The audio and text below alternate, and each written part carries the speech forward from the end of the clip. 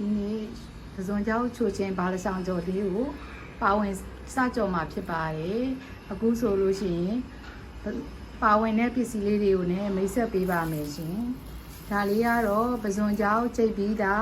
30သားခန့်ပါရှင်ဒါလေးကတော့ပဇွန်ကြောင်းအကောင်သေးသေးလေးတွေကို5ချက်သားလောက်ထည့်ထားပါတယ်ရှင်ဒါလေးကတော့ကြက်သွန်နီဥအကြီး9လုံးခန့်ကိုလှီးထားတာပါရှင်ကြက်သွန်နီရဲ့အချိုဓာတ်ကိုလိုချင်တဲ့အတွက်ကျမကများများလေးထည့်ထားခြင်းဖြစ်ပါတယ်ဒါလေးကတော့ကြက်သွန်ဖြူ10ကြက်သွန်ဖြူ10ဓာတ်ခန့်ကိုကြိတ်ထားတာပါရှင်ဒါလေးကတော့မကြီးမဲ့ကိုရင်နွေးဖြောထားတာပါရှင်ဒါလေးကတော့မယုတ်သီးခွဲချမ်းအဆက်မိုးထောင်သီးပါရှင်သူ့ကိုတော့ကျမ5ချက်သားခံထည့်ထားပါတယ်ရှင်ဆက်လေးစားမှဒီပဇွန်ကြောင်းချိုရှင်ကျော်ကအရသာလေးပိုကောင်းတာပုံလို့ပါအဆက်ကိုတော့မိမိသဘောပဲလိုတိုးပို့လျှော့ထည့်လို့ရပါတယ်ရှင်ဒါကတော့မယုတ်သီးခွဲချမ်းအပွားထောင်လေးပါရှင်ကျမကတော့ထမင်းစားစုံတစုံမောက်ကလေးထည့်ထားပါတယ်မယုတ်သီးဘက်များများလေးထည့်ခြင်းလို့ပါရှင်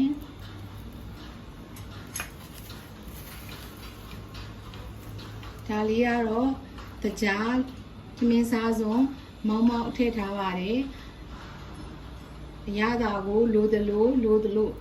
ပို့လျှော့မိမိစိတ်ကြိုက်ထည့်လို့ရပါတယ်ရှင်ဒါလေးကတော့အရသာမှုပါရှင်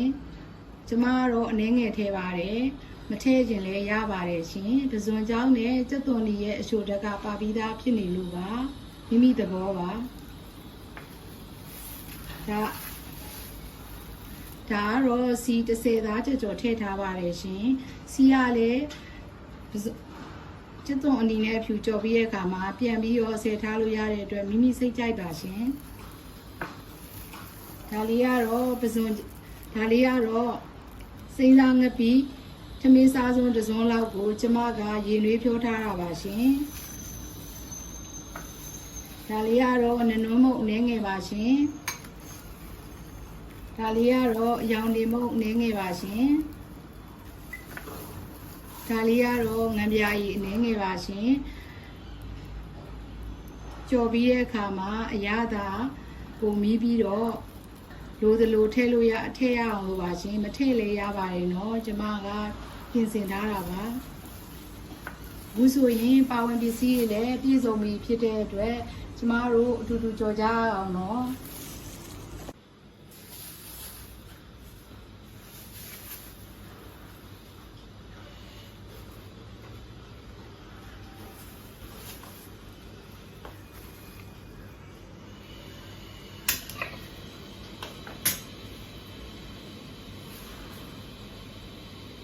ဘိုးမပူခင်စီထည့်ပါမယ်ရှင်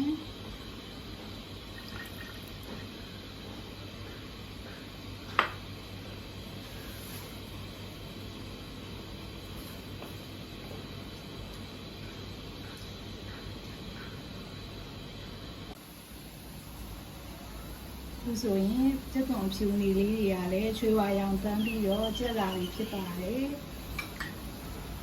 စိမ်းစားငပိလေးကိုထည့်ပါမယ်ရှင်အနက်မှာကြောက်လို့ပါစိမ်းစားငပိလေးကိုထည့်ပါမယ်ရှင်စိမ်းစားငပိလေးထည့်ပြီးဆိုလို့ရှိရင်တော့ရုပ်ကြီးခွဲချမ်းထည့်ပါမယ်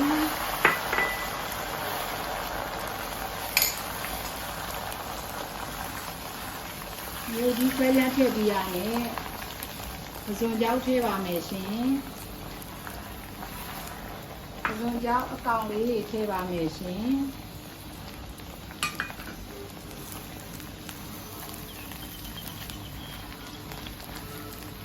အယောင်တင်မုတ်နည်းနည်းထည့်ပါမယ်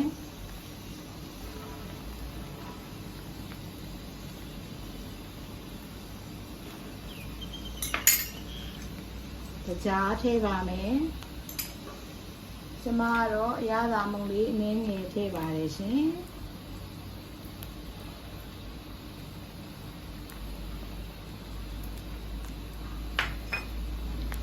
ဒီဆိုရင်တမအောင်မွေလိုက်ပါလိမ့်ရှင်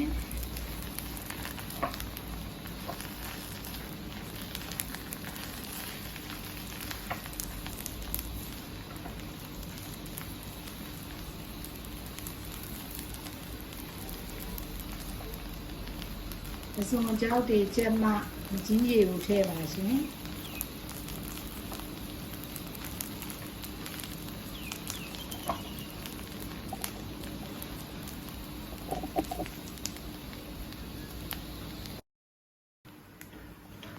ဒီဆိုရင်ပစုံကြောက်တွေရလည်းကျက်သွားပြီဖြစ်တဲ့အတွက်မကြီးမဲ့အရေးလေးကိုထည့်ပါမယ်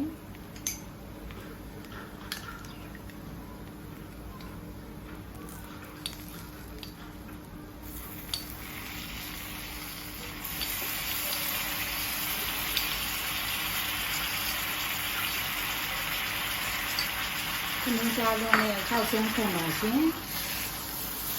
ဒါလေးကို6လေးကျော်လိုက်ပါမယ်ကြာအထားခံအောင်လုပ်ပါရှင်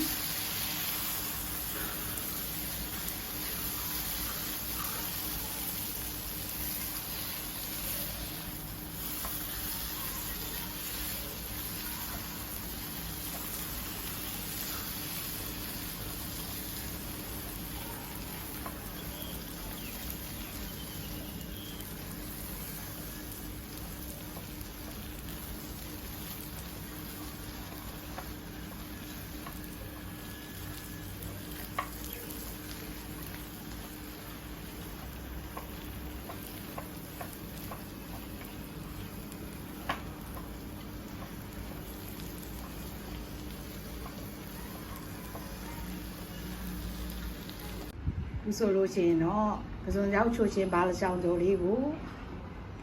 ကြော်လို့ပြီးပါပြီအရသာရှိစွာဖြင့်မနက်စာမှာထမင်းဖြူဖြူလေးနဲ့ပဲပြည့်တွဲဖက်ပြီးတော့သုံးဆောင်နိုင်ပါတယ်ရှင်နောက်တစ်ပတ်ဗီဒီယိုတွေမှာလည်းပြန်သယ်ဆောင်ကြပါအောင်မယ်ရှင်အားလုံးကိုကျေးဇူးတင်ပါတယ်ရှင်ဒီဆိုလို့ရှိရင်တော့ပစုံရောက်ချိုချင်းဘာလချောင်းကြော်လေးကိုကြော်လို့ပြီးပါပြီအရသာရှိစွာဖြင့်မနက်စာမှာထမင်းဖြူဖြူလေးနဲ့ပဲပြည့်တွဲဖက်ပြီးတော့သုံးဆောင်နိုင်ပါတယ်ရှင်နောက်တစ်ပတ်ဗီဒီယိုတွေမှာလည်းပြန်သယ်ဆောင်ကြပါအောင်မယ်ရှင်အားလုံးကိုကျေးဇူးတင်ပါတယ်ရှင်